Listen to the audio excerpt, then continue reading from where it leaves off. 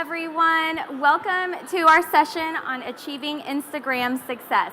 My name's Allison Baggerly, and I'm here today to talk to you about how to grow your followers, specifically in 4 easy steps. So you may be wondering, well, why am I the one up here? Well, my name's Allison, like I said, and I launched my blog and my Instagram account, Inspired Budget, back in June of 2017. And in that time, I have grown my followers on my Instagram account from 0 to over 40,000 in 1 year, and I have over 48,000 followers today. So my goal today is to talk to you about how to manage your account, grow your followers, and start your own Instagram tribe. So let's go ahead and get started. Step 1 is to be consistent. And when I say being consistent, I mean that you need to post and be in your stories every single day. Yes, I said every day. The truth is that there are over 1 billion users on Instagram, and 400 million of them are in their stories daily. And your followers want to hear from you. So I'm going to talk about posting here in just a little bit, but I really want to focus in on your stories. And if you are not jumping into your Instagram stories daily, then you are robbing your followers of the knowledge that you can give them.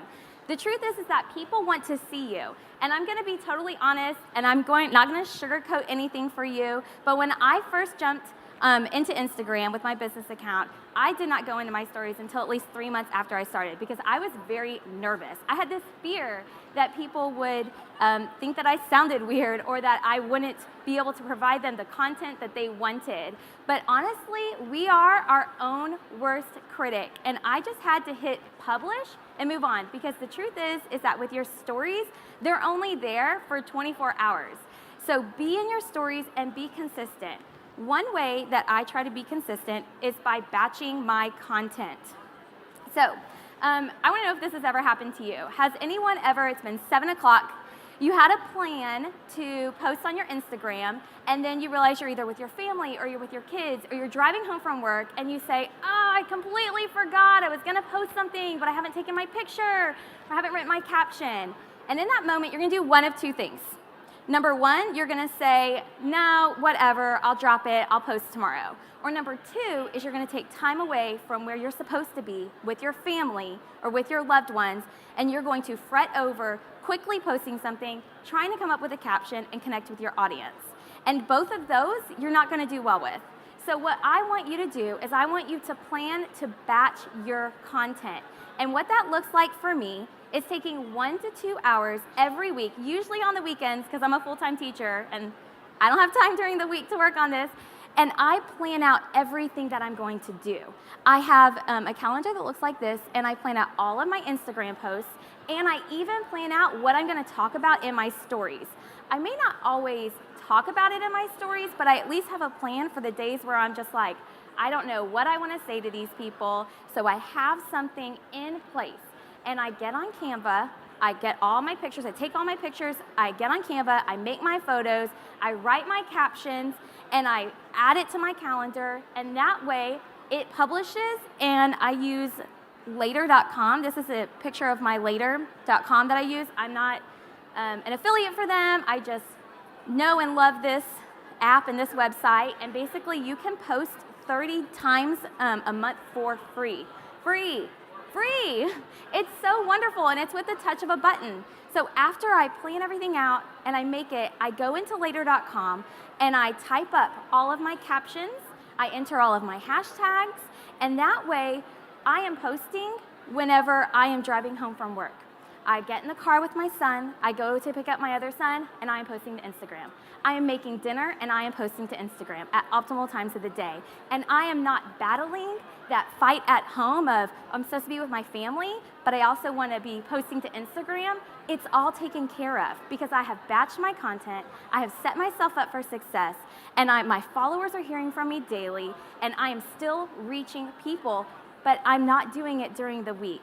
So being consistent includes batching your content, and it is going to be a lifesaver for you. So I really want to encourage that. Step number 2 is to share your life. Personal finance is just that. It's personal. And the truth is that people want to hear from you. They want to know your story. They want to know how personal finance connects in your life.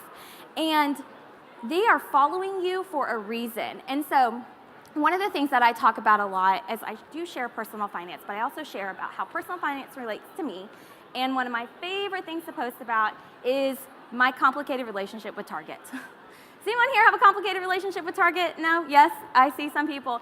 I talk about how 8 years ago I would walk into Target, 5 things on my list, I'd spend $250 and I'd come out with 2 items that I actually needed to buy. I talk about the struggle that I had. I talk about how I had to change and go from being a spender to a saver. And I not only share my Target wins, my Target win is when I walk in for 2 things and I come out with those 2 things, right? And the clouds open up and the heavens shine down and the angels sing and I can say, I can do this. I talk about my Target wins, but I also talk about my Target fails. Like when I walk into Target and I see a cute tote bag and I need it for a financial conference and I didn't budget for it. And I show them, yeah, I failed at Target today. And so we have to show them our life because they can say that and they can say, oh gosh, I had a Target fail too. And I can connect with her because I know what she is talking about. I have been through Target and I have bought that bag. Or I have been through Target and I have picked up the random home decor that I never planned on purchasing. When you can make that connection and share your life, you are turning your followers into your loyal followers and your loyal followers into your tribe. Along with sharing your life, I want to talk about how you have to share the good and the bad. The truth is that no one's life is a highlight reel. My life isn't perfect, your life isn't perfect, and nor should it be. And if you're only sharing your highlight reel, people are going to see through it. They see it and they know that that's not true. They know that you're not being honest. And honestly, there is beauty in vulnerability and sharing your struggles. What you are going through now can help someone. The difficulties that you might be facing or that you have faced can help someone in the future. And that's what people want. One of my examples is, this is my youngest son, James. He's so sweet.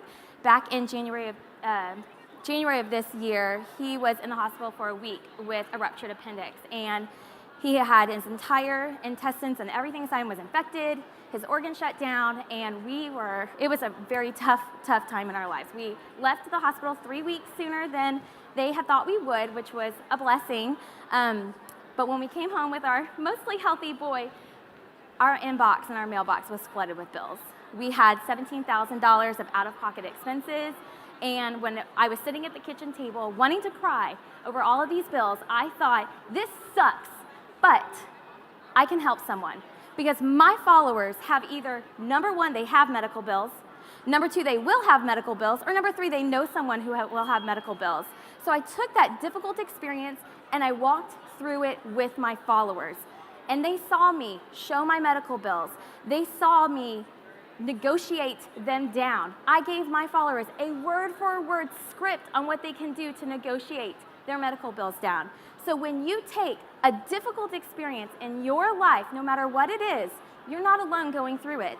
You can help others, and then when they make that connection, they are going to be the ones that tell their friends and their family about your Instagram account. And that's what we want. We want to make those connections. Step number 3 is to encourage engagement. Just like you would want to engage someone on your blog post, you want comments, or your podcast, you want listeners, or your YouTube channel, you want viewers. You want interaction and engagement on Instagram. Whenever you have that, it makes that personal connection stronger. You need to tell your audience, I want to hear from you. Share in the comments the first time you ever felt like you made a budget. How did it make you feel? Share your budget fails. Share more about, have you ever thought about retirement? Tell them that you want to hear from them because otherwise they don't know that you want to hear from them. They need to be told that. And so one thing I love to do is to ask a question either in my post or in my comments. And guys, when you ask questions, it's all content. This is all content. I can go back to this post about what is your greatest struggle when it comes to finances. Hundreds and hundreds of comments. There are my blog posts. There are my Instagram stories that I can make for a whole week. It is all there, and people want to share that. They want that connection with you. So really encourage that engagement. In your stories, on your Insta stories, you can encourage engagement by asking, inserting a question. There's a question feature or a poll feature. You can also, in your story, you can tell them, you don't need like a swipe up. If you're sitting here thinking, well, I don't have 10,000 followers, I don't have swipe up. It doesn't matter. You can grow followers without that. There is a magic way to encourage engagement in your stories. You ready for it? You tell them, hey, I have this new product, or hey, I have this new post, or hey, I have something I think can help you. If you have a question about it, here's a little DM button. It's right here. See it? It's right there. Hit that, send me a DM. I want to hear from you. And that is how you can encourage engagement in your stories. It is one of my most favorite ways because you are telling them that they matter and that you want to hear from them. Along with engagement comes the truth that you set the standard for engagement, which means that you need to take time to respond. And guys, as your Instagram will grow, which it will, it's going to be hard to find time to respond. I'm not going to lie to you, but you set the standard. And so what that looks like for me is I set a timer for 30 minutes in the evenings, maybe after my kids go to bed, maybe while I'm watching something on Netflix. I set a timer for 30 minutes and I go through and I respond to all my direct messages first because they have taken time to send me a message. And then I go through and I try to either like or comment back on all of my comments. Because the truth is that someone is much more likely to comment and send you a message in the future if they get a response. And they are less likely to comment or send a message in the future if they don't receive a response. Because that's your way of telling them they aren't important. So we want to help make our followers feel valued and important by encouraging that engagement and that interaction. It's truly the key to building relationships. And I also want to encourage you to engage with others in your niche, like everyone here. How awesome would it be if we could all follow each other on Instagram, right? We need to be engaging with each other on Instagram. We need to be encouraging each other because it's gonna help everyone grow. Step 4 is to use DMs to your advantage.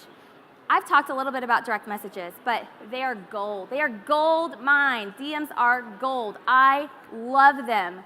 DMs is when someone sends you a DM, they are telling you, you are worthy of my time. You are worthy of me stopping my scrolling aimlessly through my Instagram to send you a message. You are worthy of me taking extra time to connect with you.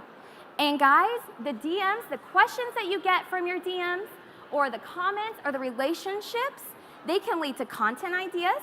They could be the next content idea for your podcast episode. They could be a lesson in the future course you're going to make in a year. They could be the blog post that you're going to write next week. DMs are a gold mine, and they will help you build your tribe more than you ever knew. They foster relationships. When someone sends you a DM and you respond, they are going to be the people that watch your YouTube video in 3 months when you launch it, or subscribe to your podcast in a year, or buy the course that you're going to write in 2 years, or publish the book that you are going to write in 5 years. These are the people. They are your tribe, so we have to foster those relationships.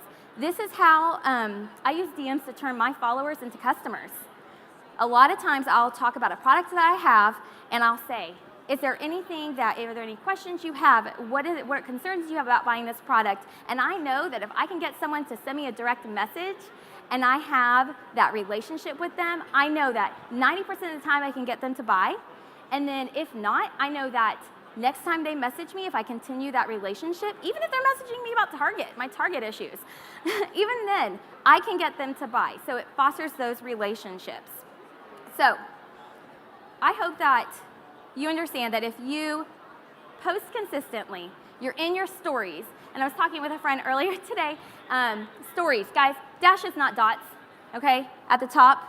We want dashes. Don't post so much to where they turn into dots because it's very overwhelming, right? Dashes, not dots, hashtag dashes, not dots. But if you're posting in your Instagram account, if you're in your stories daily, if you're encouraging that engagement with your audience, if you're sharing your life and you are present in your DMs, your Instagram account will grow, and you will turn your followers into your loyal followers into your tribe, and your tribe into your customers. So I want to talk a little bit about my favorite hashtags. You can take a picture of this if you want. Use hashtags that fit your post. They need to be relevant. These are some that I know and love. Don't overdo them. If you are on later.com, they actually give you a limit. So when you're typing in your hashtags, they give you a limit. They're like, uh-oh, you went too far. Okay, you got 2 hashtag happy. So that's a good way to know how many hashtags you need. But I hope that this has helped you learn how to gain your followers, manage your Instagram account to grow your tribe. So I'd love to answer your questions. If you don't want to ask a question now, please, please, please don't hesitate to reach out to me via Instagram or email or stop me in the hallways because I'd love to talk to you about how you can grow your Instagram account to reach others. So do we have any questions? Yes. Oh, good question. She asked if I change my hashtags every time. I do. I always have a hashtag inspire budget is my first one, and I go with what's in my niche. I will put in what's in my niche, but if it doesn't fit in the post, then I don't put it. Oh, good question. Later.com does not allow me to do the video content. When it comes to the Insta stories, if you're like, I don't have time every day to do my Insta story, what I do, right, what's said here stays here, right? I put my kids on an iPad and I say, Mommy will be right back. And I run into my bedroom and I do my Insta story really quickly. And then I always add captions to my Insta stories because I have gotten responses from people who have hearing problems or are deaf or are laying next to their children at night in bed waiting for them to go to sleep and they can't use their volume that thank me for putting captions in my story. And I just kind of recap what I said. It really helps. But they don't do that. Sometimes what I'll do is if I know I have a busy night, I might record 2 days worth of Insta stories and save them on my phone and then just upload it that next day. How do I generate the topics? Well, I kind of just go through with what, I personally talk about budgeting and finances. Whenever you have a calendar, like if I talk about biweekly budgeting, I can look back and see, okay, I talked about biweekly budgeting 2 months ago. It might be time for me to hit back on that. I also link to my blog posts 2 days a week on that as well. But if you do like the question feature in your Instagram stories, then it'll save all your questions and that is all content for you. So I look at what I'm interested in and what my followers have asked me for. You can also think seasonally, because I'm going to be talking more about like budgeting for Christmas and holidays and things like that. So I also like to think seasonally. Okay, so she asked if in my stories, if I use hashtags in my stories. I typically don't. Sometimes I will, but it's not. I always use hashtags in my posts, and I might do anywhere between like 8 and 10 hashtags, depending upon what I'm talking about. But I don't usually use them in my posts, in my Insta stories. On my underneath my caption. So I wonder if I could go back. Okay, so I have my caption, and then I put 3. I have found that in later.com, the way to get it to page break is you do 3. Equal signs with spaces, and then under my question there are my hashtags. So my hashtags aren't in your face, but they're there that way because people do find posts through hashtags. You know what? That's a really good question. He asked, what's the difference between putting it description and adding it to your comments? There is nothing different. Your post will still get recognized, but since I batch my content, and I'm posting my post publish when I'm driving in the car. And because I batch my content, I do add them at the bottom because I don't want to have to take time to remember to go back and comment on my own post. So that's what I have found works for me. Good question, yes. Okay, so if you have a business account in Instagram, you can actually look at the optimal times to post. And so what I do is I schedule them based off of the optimal times in my area. And then you can there's 2 options. You can have it push through automatically or you can push it through yourself. So what I do is it'll send me a notification that says your Instagram post is ready. I take 30 seconds to reread it, make sure there's no typos, right? Make sure that I've linked anything in my Instagram account that needs to be linked, and then I just copy and paste it and hit publish, and that's it. It's done. So it takes me 30 seconds. A lot of times I'll take my son to daycare, or I'll take my son to go pick up another kid from daycare. We get in the car, I publish it really quickly, and then we go home. Hashtag emoji. I've never hashtagged an emoji. I've never done that. I like to do later on my computer. There's an app and there's a computer. I type faster. I can get it done quicker. And when I'm doing this and I'm batching my content on my weekends, like I do it during my kids' nap time, or I want to get it done so that way I can spend my time with my family. So So I don't think that you can use emojis when you're doing it on a computer for later. Yes. Oh, great question. What's my balance between original photography and stock photography? I do pay an annual subscription to a stock photography site, like the one on the right. That would be a stock photography site. And so I would say maybe I try to take at least 3 or 4 of my own photos every week. The way that looks is in my calendar when I have everything planned out. On Sundays usually, or on Saturdays, I take all my photos in one run. So I'll look and I'll say, okay, what is it that I need a picture of? So like on the 13th, it says pick with money, pick of book. So I get everything ready and I take my pictures really quickly all at one time. That way I'm photographing everything at one time. I upload everything at one time. I write my captions for everything at one time. So it's about batching that, batching your content and batching your workflow. Look at that. Yes. So I usually go week to week, but since I'm at FinCon and I won't have time to do that, I batch for every 2 weeks whenever I'm traveling. So this summer, whenever I went to Florida with my family, I batched my Instagram content for 2 full weeks. It takes a little bit of longer time, but then I could really spend time with my family and not have to focus on, oh, I have to go spend 2 hours batching my content. So normally it's week to week, but I will brainstorm ideas. When an idea hits me, I open up my planner and I'll write it in like maybe 3 weeks down the line. I write it in. So having a plan as well, like if you're a blogger or if you're a podcaster and your episode or your post hits every Monday or every Tuesday, there's your Tuesday Instagram story. If you're a podcaster and you know that you want to go back and share an old podcast every Saturday, there's 2 days of your week already you have a plan. So you want to share your content as well, even your old content, because you want people to going back who are just now following you from like this week or last week to see that you have previous content. Oh, the notifications. How do I stay on top of the notifications? On my DMs, it's hard.